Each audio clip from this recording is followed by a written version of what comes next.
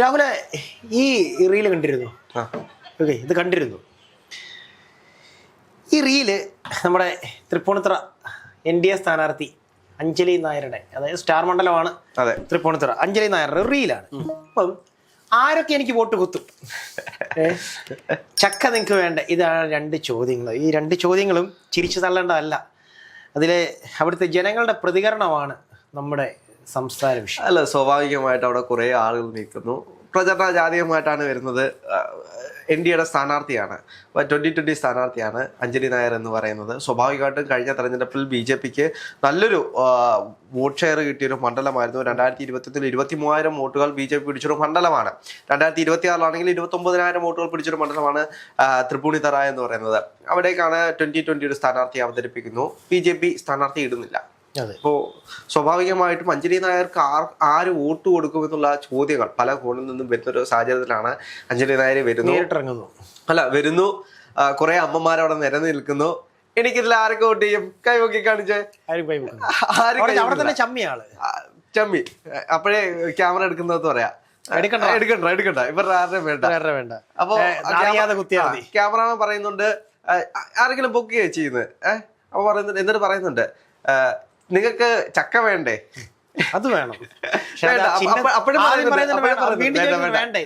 ടാറ്റ കൊടുക്കുന്നില്ല, വേണ്ട മൂൾ പൊക്കൂ. അപ്പം പിന്നെ പറയുന്നുണ്ട്, നിങ്ങൾ ആരും അറിയാതെ എനിക്ക് കുത്തിയാൽ മതി. സ്വാഭാവികമായിട്ട് ഒരു സ്ഥാനാർത്ഥി തെരഞ്ഞെടുപ്പിന് വോട്ട് ചോദിക്കാൻ പോകുമ്പോൾ നേരിടാൻ പോകുന്ന ബുദ്ധിമുട്ട് എന്തൊക്കെയാണ് എന്ന് നമുക്കറിയാം. ചില ആളുകൾക്ക് കൃത്യമായിട്ടുള്ള രാഷ്ട്രീയം ഉണ്ടാകും, ചില ആളുകൾ അങ്ങനെ തള്ളി പറയത്തൊന്നുമില്ല. ഇവിടെ നമ്മൾ കാണുന്നത് അഞ്ജലി നായരെ തള്ളി പറയുകയാണ്.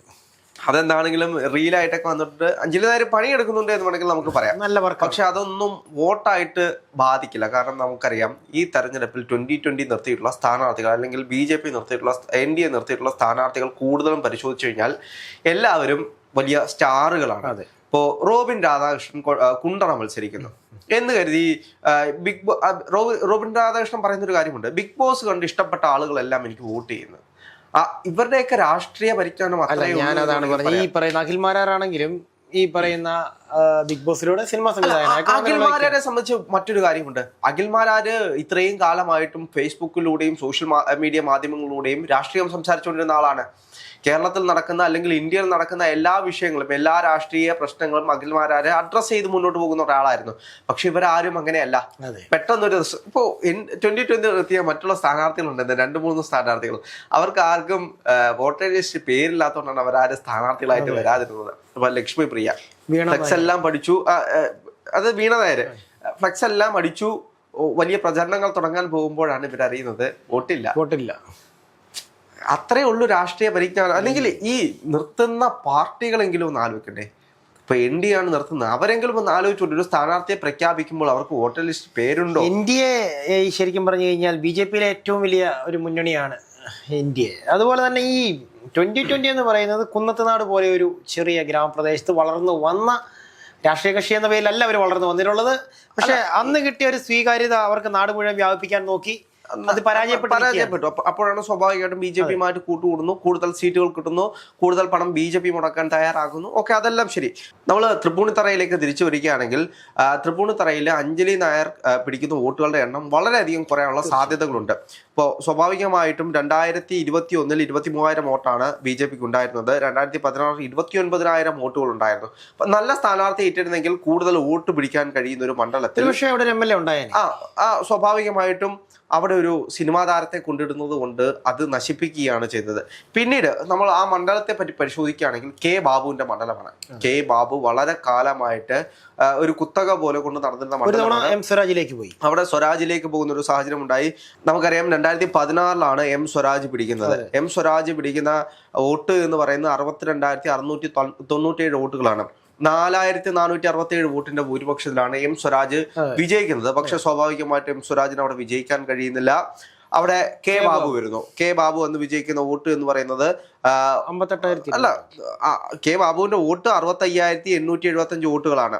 അവിടെ അന്നും M സ്വരാജ് ആയിരുന്നു മത്സരിച്ചത്. M Swaraj 64,883 992 vote. BJPക്ക് കിട്ടിയിരുന്ന വോട്ട് എത്രയാണ്? ആ സമയത്ത് BJP 23,000 വോട്ടിലേക്കാണ് പോയത്. വോട്ട് ഷെയർ കുറയുകയാണ്. അതെ. സ്വാഭാവികമായിട്ടും ഈ തെരഞ്ഞെടുപ്പിൽ അവിടെ മത്സരിക്കുന്നത് എന്ന് പറയുമ്പോൾ നമുക്കറിയാവുന്നത് പോലെ തന്നെ ദീപക് ജോയിയാണ് UDF വേണ്ടി മത്സരിക്കുന്നത്, LDF വേണ്ടി KN ഉണ്ണികൃഷ്ണനാണ് മത്സരിക്കുന്നത്, 2020 വേണ്ടി അഞ്ജലി നായരാണ് മത്സരിക്കുന്നത്. സ്വാഭാവികമായിട്ടും അവിടെ ഇപ്പോൾ ഒരു എഡ്ജ്, ഇപ്പോൾ മാധ്യമങ്ങളാണെങ്കിൽ പോലും സർവേകളാണെങ്കിലും പ്രവചിക്കുന്നത് KN ഉണ്ണികൃഷ്ണനാണ് അവിടെ ഒരു എഡ്ജ് ഉള്ളത്. ഇപ്പോൾ ദീപക് ജോയിയും KN ഉണ്ണികൃഷ്ണനും രണ്ടുപേരെയും എടുത്ത് നോക്കിക്കഴിഞ്ഞാൽ കഴിഞ്ഞ തവണ നമ്മൾ വൈപ്പിൻ മണ്ഡലത്തിൽ രണ്ടുപേരും ഒന്നിച്ചായിരുന്നു പോരാട്ടം തുടങ്ങിയത്. ഒടുവിൽ KN ഉണ്ണികൃഷ്ണൻ വിജയിക്കുന്നൊരു സാഹചര്യമായിരുന്നു ഉണ്ടായിരുന്നത്. സ്വാഭാവികമായിട്ടും തൃപ്പൂണിത്തറ ഇക്കൊല്ലം പിടിക്കാൻ കഴിയുമെന്നുള്ള വിശ്വാസത്തിലാണ് ഉണ്ണികൃഷ്ണനെ അവിടെ നിന്ന് തൃപ്പൂണിത്തറയിലേക്ക് വിടുന്നത്. അപ്പോൾ തൃപ്പൂണിത്തറയിൽ LDF വലിയൊരു പോരാട്ടമാണ് അവിടെ കാഴ്ചവെച്ചുകൊണ്ടിരിക്കുന്നത്. ഈ തെരഞ്ഞെടുപ്പിൽ പോലും വലിയ രീതിയിലുള്ള മത്സരം നടക്കുന്ന ഒരു മണ്ഡലമായിട്ട് ഇപ്പോൾ ത്രികോണപ്പോര് എന്ന് പറയുന്നതിനപ്പുറത്തേക്ക് രണ്ടുപേർ UDF LDF തമ്മിലുള്ളൊരു മത്സരമായിട്ട് അവിടെ മാറിയിട്ടുണ്ട്. അവിടെ അഞ്ജലി നായർക്ക് വലിയ പ്രസക്തി ഉണ്ട് എന്ന് എനിക്ക് തോന്നുന്നില്ല. സ്വാഭാവികമായിട്ടും ഞാൻ കഴിഞ്ഞ ദിവസം നടന്നിരുന്ന ഈ സർവേ പോൾ റിപ്പോർട്ടുകളെല്ലാം എടുത്തു നോക്കിയായിരുന്നു. അഞ്ജലി നായർ കഴിഞ്ഞ തവണ BJP പിടിച്ച വോട്ട് പോലും പിടിക്കാനുള്ള സാധ്യതയില്ല എന്നാണ് പറയുന്നത്. അപ്പോൾ പൊതുവെ ഈ പറയുന്ന ഇന്ത്യ ഇത്തവണ BJP പുറന്തള്ളി ഈ 2020 കൊടുത്തതിനകത്ത് BJPക്ക് ഉള്ളിൽ തന്നെ ചെറിയ ഒരു അകൽച്ച ഉള്ളതായി പലപ്പോഴും തോന്നി. അതിന്റെ പ്രധാനപ്പെട്ട കാരണം എന്ന് വെച്ച് കഴിഞ്ഞാൽ നമ്മൾ പരിശോധിച്ചു കഴിഞ്ഞാൽ BJPക്ക് സുഗമമായിട്ട് കടന്നു വരാൻ കഴിയുന്ന ഒരു മണ്ഡലം, BJPക്ക് വോട്ട് ഷെയർ വലിയ രീതിയിൽ വർദ്ധിപ്പിക്കാൻ കഴിയുന്ന മണ്ഡലം, BJP പണിയെടുത്തുകൊണ്ടിരിക്കുന്ന ഒരു മണ്ഡലം, ആ മണ്ഡലം എന്തിനാണ് 2020 കൊടുത്തത് എന്നുള്ള ചോദ്യം പല ദിക്കുകളിൽ നിന്ന്. അതെ, BJPക്കാർ ഉള്ളിൽ തന്നെയുണ്ട്. സ്വാഭാവികമായിട്ടും BJPക്കാർ അതുകൊണ്ട് അഞ്ജലി നായർക്ക് വേണ്ടി പണിയെടുക്കുന്ന പല ആളുകളും കുറവാണ്. BJP അത്ര കണ്ടൊന്നും പണിയെടുക്കുന്നില്ല. ഇപ്പോൾ BJPയുടെ സ്വന്തം സ്ഥാനാർത്ഥിയായിരുന്നെങ്കിൽ അവർ അത്രയും കണ്ട് പണിയെടുത്തേനെ. പക്ഷെ ഒരു 2020 കൊടുത്തൊരു സീറ്റിലേക്ക് അവർ പണിയെടുക്കുന്നത് നമുക്കറിയാം കുറവാണ്. ആ ഒരു ആത്മബന്ധം കുറവായിരിക്കും. അപ്പൊ 2020 സംബന്ധിച്ച് ഇത് വലിയൊരു പോരാട്ടം കൂടിയാണ്. ഇപ്പോൾ അഞ്ജലി നായരെ പോലൊരു സിനിമാ താരത്തെ ഇറക്കി വലിയ രീതിയിൽ വോട്ട് ബാങ്കുകൾ ശേഖരിക്കാമെന്നാണ് അവർ കരുതുന്നത്. പക്ഷെ അത് ഇപ്രാവശ്യം ആ വോട്ട് ഷെയറുകൾ കുറയാനുള്ള സാധ്യതയുണ്ട്. പിന്നീട് അവിടുത്തെ ആ മണ്ഡലത്തിന്റെ മൊത്തത്തിലൊരു രീതി പരിശോധിക്കുകയാണെങ്കിൽ കൂടുതലും ഒരു UDF ചായ്വോടുള്ള ഒരു മണ്ഡലമാണ്. സ്വാഭാവികമായിട്ടും 5 കൊല്ലം കൂടുമ്പോൾ അങ്ങോട്ടും ഇങ്ങോട്ടും മാറി വരാനുള്ള ട്രെൻഡ് കാണിച്ചുകൊണ്ടിരിക്കുന്ന ഒരു മണ്ഡലമാണ്. അപ്പോൾ അതായത് ബാബു 2011 15,778 വോട്ടുകൾക്കാണ് വിജയിക്കുന്നത്. സ്വാഭാവികമായിട്ടും ഈ തെരഞ്ഞെടുപ്പിൽ രണ്ടും നല്ല സ്ഥാനാർത്ഥികളാണ്. ദീപക് ജോയി ആണെങ്കിലും KN ഉണ്ണികൃഷ്ണൻ ആണെങ്കിലും. KN ഉണ്ണികൃഷ്ണനെ സംബന്ധിച്ച് അദ്ദേഹം വൈപ്പിനിൽ നടത്തിയുള്ള വികസന പ്രവർത്തനങ്ങളാണ്. 5,000 കോടി രൂപയുടെ വികസന പ്രവർത്തനങ്ങൾ. അത് സ്വാഭാവികമായിട്ടും ഇവിടെ തൃപ്പൂണിത്തറയിൽ ചർച്ചയാകുന്നുണ്ട് എന്നതൊരു യാഥാർത്ഥ്യമാണ്. അതുകൂടാതെ തന്നെ ഇപ്പോ ബാബുവിന്റെ കാലത്തുണ്ടായിരുന്ന പല പദ്ധതികളും കാട് മൂടിക്കിടക്കുന്ന ഒരു സാഹചര്യമുണ്ട്. അതെല്ലാം LDF കൃത്യമായിട്ട് പ്രൊജക്റ്റ് ചെയ്യുന്നുണ്ട്. അങ്ങനെ നോക്കുകയാണെങ്കിൽ തൃപ്പൂണിത്തറ LDF ഒരു എഡ്ജ് കൊടുക്കുന്നുണ്ട്. ഇപ്പോൾ എക്സിറ്റ് പോളുകളാണെങ്കിൽ പോലും എഡ്ജ് കൊടുക്കുന്ന ഒരു സാഹചര്യത്തിൽ അവിടെ KN ഉണ്ണികൃഷ്ണൻ തന്നെയാണ് വിജയിക്കാനുള്ള സാഹചര്യം. പിന്നെ ഇത്തരത്തിലുള്ള കാര്യങ്ങൾ പല സ്ഥാനാർത്ഥികൾ പോകുമ്പോഴും ഈ വിഷയങ്ങൾ അനുഭവിക്കുന്നുണ്ട്. ഇപ്പൊ നമ്മളത് ട്രോളായിട്ട് അങ്ങനെ കിടക്കുന്നുണ്ടെങ്കിലും ഇന്ത്യ ആയതുകൊണ്ട് കൂടുതൽ ആഘോഷിക്കപ്പെടുന്നു എന്ന് തോന്നുന്നു. കൂടുതൽ ആഘോഷിക്കുന്നില്ല, ഇവരൊരു നെഗറ്റീവ് പബ്ലിസിറ്റി കൊടുക്കുമല്ലോ. ഇപ്പോൾ അഞ്ജലി നായർ കഴിഞ്ഞ ദിവസം ഏതോ ഒരു ചാനലിന് കൊടുത്തൊരു ഇന്റർവ്യൂ ഉണ്ട്. അതിൽ അവർ ആ ഇന്റർവ്യൂവിന്റെ ആ ബൈറ്റിന്റെ ആദ്യത്തെ ഭാഗത്ത് അഞ്ജലി നായർ അതായത് ഇംഗ്ലീഷ് അറിയാത്ത പോലെ സംസാരിക്കുന്നത് പോലൊരു ഭാഗവും പിന്നീട് അത്യാവശ്യം നന്നായിട്ട് ഇംഗ്ലീഷിൽ സംസാരിക്കുന്ന ഒരു ഭാഗമാണത്.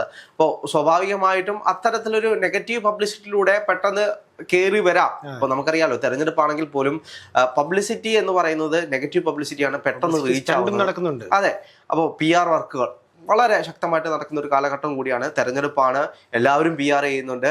അപ്പോൾ PR ആക്ഷേപങ്ങളുണ്ട് അങ്ങോട്ടും ഇങ്ങോട്ടും. അപ്പോൾ എന്തു തന്നെയാണെങ്കിലും തൃപ്പൂണിത്തറയിലെ ഒരു രാഷ്ട്രീയ സാഹചര്യം എന്ന് പറയുന്നത് KN ഉണ്ണികൃഷ്ണന് അനുകൂലമായിട്ടുള്ളതാണ്.